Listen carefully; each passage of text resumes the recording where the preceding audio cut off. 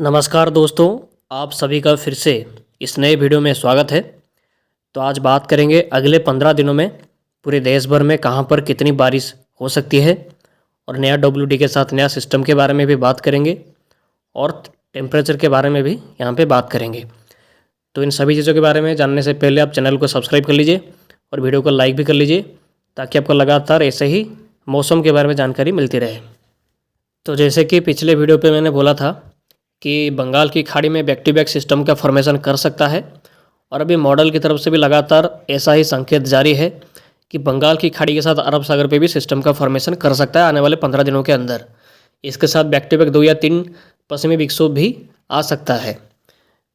तो आज 15 दिसंबर है और 15 दिन बचा है पूरे दिसंबर महीना को ख़त्म होने के लिए, यानी कि 2023 को ख़त्म होने के लिए। तो ये GFS का मॉडल है। तो पहले उत्तर भारत से शुरू करेंगे। तो ईरान के आसपास यहाँ पे एक पश्चिमी विक्षोभ को देखा जा सकता है। इसके साथ ही बंगाल की खाड़ी के दक्षिणी भागों में भी एक साइक्लोनिक सर्कुलेशन को देखा जा सकता है। इसकी वजह से हम देखेंगे तो श्रीलंका के साथ साथ दक्षिणी तमिलनाडु के हिस्सों में बारिश की गतिविधियाँ जारी है और यहाँ पे बारिश और बढ़ने वाली है आने वाले दिनों में। तो थोड़ा सा आगे चलेंगे तो ये देखेंगे तो 16 दिसंबर के आसपास ये पश्चिमी विक्षोभ आगे बढ़ रहा है, बट ये इतना कोई खास सशक्त नहीं है पश्चिमी विक्षोभ। बट ये जो सर्कुलेशन होगा बंगाल की खाड़ी में, इसकी वजह से तमिलनाडु के तटीय हिस्सों में और श्रीलंका के हिस्सों में बारिश हो सकती है। कई हिस्सों में भारी बारिश की संभावना भी 16 से 18 तारीख के बीच में देखने को मिल सकती है तमिलनाडु के तटीय हिस्सों में। तो इसके साथ हम देखेंगे तो 17 और 18 तारीख के आसपास देखेंगे तो जो उत्तर भारत के पहाड़ी हिस्सों में कुछ हल्की बारिश और बहुत ही हल्की स्नोफॉल की एक्टिविटी देखने को मिलेगी। कोई खास एक्टिविटी इससे नहीं होगी उत्तर भारत के हिस्सों में डब्ल्यूडी की वजह से, क्योंकि ये डब्ल्यूडी इतना ज़्यादा मजबूत नहीं है। सो इसलिए कोई खास एक्टिविटी इससे अभी होने की संभावना नहीं है। बट ये सर्कुलेशन की वजह से दक्षिणी भारत के हिस्सों में, तमिलनाडु से लेकर कर्नाटका के हिस्सों में, केरला के हिस्सों में आपको हल्की फुल्की बारिश और मॉडरेट रेनफॉल भी देखने को मिल सकती है। बट श्रीलंका के हिस्सों में सबसे ज़्यादा बारिश इस टाइम के बीच में रहेगी और लक्षद्वीप के समय भी लगातार बारिश की गतिविधियाँ जारी रहेगी और यहाँ पे भी बारिश और बढ़ेगी। तो 20 तारीख के आसपास देखेंगे तो 20 तारीख के आसपास देखिए 18 तारीख के आसपास यहाँ पे एक और सिस्टम का फॉर्मेशन कर रहा है बंगाल की खाड़ी के दक्षिणी भागों में। ऐसा GFS मॉडल के साथ ECMWF मॉडल का भी प्रेडिक्शन है। तो GFS मॉडल के हिसाब से हम देखेंगे तो ये ऐसा दिखा रहा है कि दक्षिणी बंगाल की खाड़ी में एक और सिस्टम का फॉर्मेशन करेगा इस जगह के आसपास 17 तारीख में, और 18 तारीख पे और भी इंटेंसीफाई करके लो प्रेशर का फॉर्मेशन करा सकता है और वो पश्चिम दिशा में आगे जाके श्रीलंका के आसपास जाके हिट कर सकता है डिप्रेशन का इंटेंसिटी के साथ।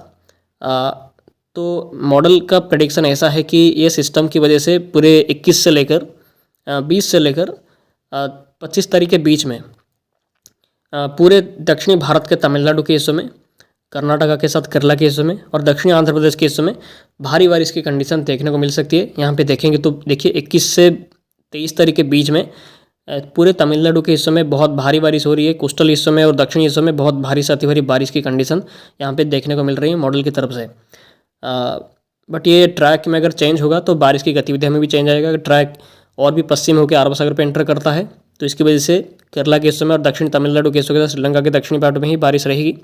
बट अगर ऐसा होता है जो GFS मॉडल दिखा रहा है, अगर ऐसा होता है तो इसकी वजह से पूरे दक्षिणी भारत के जो तमिलनाडु कर्नाटका के साथ दक्षिणी आंध्र प्रदेश के हिस्सों में भी भारी बारिश हो सकती है। यहाँ पे देखेंगे तो GFS मॉडल कुछ ऐसा ही संकेत कर रहा है कि 21 से लेकर 24 तारीख के बीच में पूरे तमिलनाडु के साथ जो दक्षिणी आंध्र प्रदेश का हिस्सा है और कर्नाटका केरला के हिस्सों में आपको भारी से अति भारी बारिश देखने को मिल सकती है और श्रीलंका के हिस्से में भी भारी से अति भारी बारिश हो सकती है। इस टाइम के आसपास देखेंगे तो 17 से 18 तारीख के बीच में महाराष्ट्र के साथ खास करके तटीय महाराष्ट्र के समय और कर्नाटका के तटीय समय हल्की बारिश हो सकती है। बट ये जो सिस्टम है ECMWF मॉडल ऐसा दिखा रहा है कि ये सिस्टम जो अभी जो GFS मॉडल दिखा रहा है 17 तारीख पे बनेगा और 21 से 23 तारीख के बीच में भारी से अति भारी बारिश देगा तमिलनाडु के समय। ECMWF मॉडल ऐसा दिखा रहा है कि ये श्रीलंका के आसपास जाने के बाद अरब सागर के दक्षिणी पूर्वी भागों में ऐसे ट्रैक फॉलो करके एंटर करेगा। तो ECMWF ऐसा दिखा रहा है कि अरब सागर पर जाके डेवलप करेगा। बट एक्चुअली दोनों में से कौन सा ट्रैक सही होगा वो अभी भी क्लियर नहीं है। बट दोनों में से कोई भी ट्रैक फॉलो करे, बट दक्षिणी भारत के तमिलनाडु के दक्षिणी हिस्सों में अच्छी बारिश की संभावना देखने को मिलेगी 20 से लेकर 23 तारीख के बीच में। बट ये सिस्टम के बाद भी एक और सिस्टम का फॉर्मेशन कर सकता है।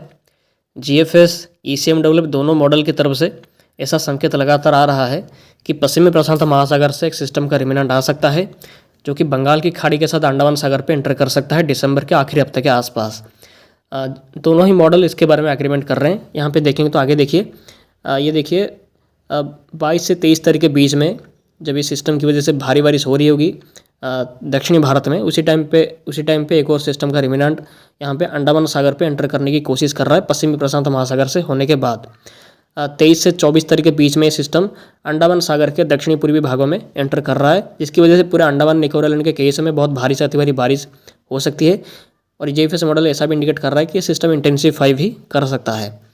बट एक्चुअली ये जो सिस्टम आएगा वो कितना स्ट्रॉन्ग होगा या वीक होगा अभी इसके बारे में बोल पाना संभव नहीं, बट हाँ संभावना है कि एक सिस्टम का रिमिनेंट अंडमान सागर पे एंटर कर सकता है 24 से 25 दिसंबर के आसपास।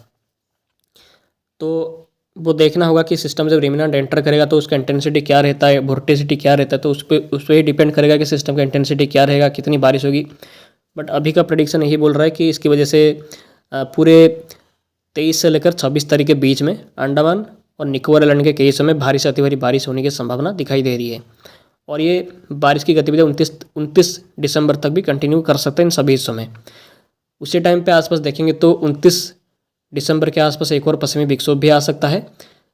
उसकी वजह से हो सकता है कि अच्छी खासी बारिश हो जाए दिसंबर के 29 से 31 दिसंबर के बीच में, और में भी जनवरी के पहले हफ्ते में अच्छी खासी बारिश की संभावना उत्तर भारत में हो सकती है। इसका संभावना दिखाई दे रही है क्योंकि जनवरी मंथ में अच्छे खासे पश्चिमी विक्षोभ आने के लिए कंडीशन फेवरेबल है।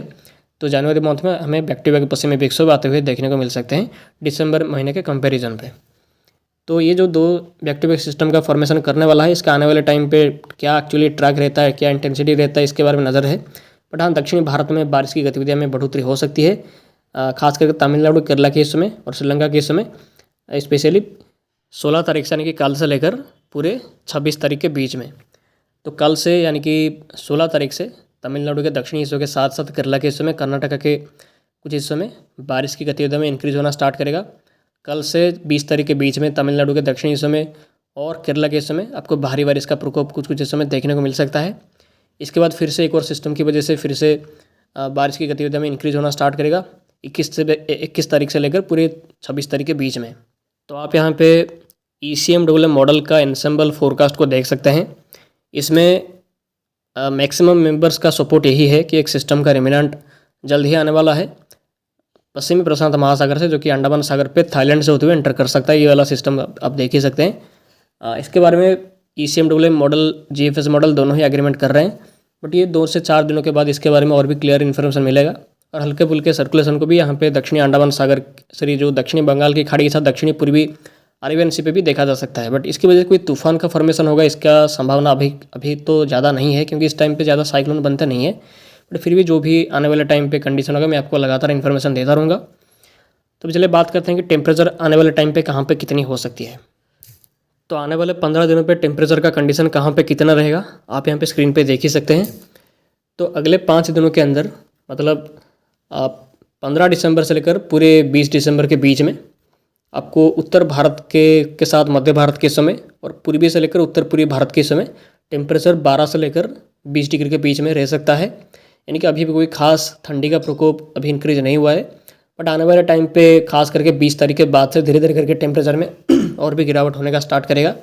तो देखिए, तो 20 तारीख के बाद यहाँ पे देख ही सकते हैं कि टेम्परेचर में धीरे धीरे करके गिरावट होना स्टार्ट कर रहा है, खास करके मध्य भारत के समय, पूर्वी भारत के समय और उत्तर भारत के कुछ हिस्सों में। बट अभी भी गुजरात के साथ जो राजस्थान के हिस्सों में कोई टेम्परेचर में कोई खास गिरावट होने की कंडीशन नहीं है। 21 दिसंबर तक तो नहीं है, बट उसके बाद हो सकता है गिरावट हो। यहाँ पे देखिए तो GFS मॉडल के हिसाब से आप यहाँ स्क्रीन पे देख ही सकते हैं कि आने वाले 15 दिनों पे कोई खास टेम्परेचर पे गिरावट होने का संभावना खास नहीं है।